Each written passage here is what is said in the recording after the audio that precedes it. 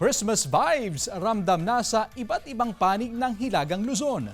Tunghayan sa report. Habang papalapit ang Pasko, ramdam na ngayon ng cuddle weather sa Baguio City. Bumida kamakailan sa lungsod ng Pino ang holiday festivity vibes kung saan tampok sa kahabaan ng Session Road ang makulay at masayang parade of lanterns.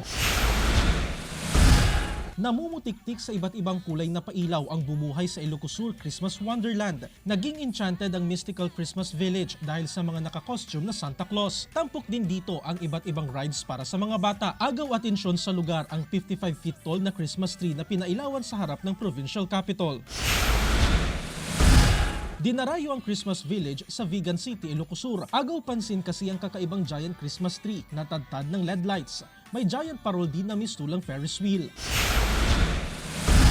Instant attraction naman ngayon ang isang bahay sa Barangay Masikil, Banggi, Ilocos Norte. Punong-puno kasi ng iba't ibang kulay ng pailaw ang lahat ng sulok ng bahay, maging ang mga puno't halaman. Kumukuti-kutitap din dahil sa liwanag ng mga pailaw. Jeric Pasiliao, 1 North Central Luzon.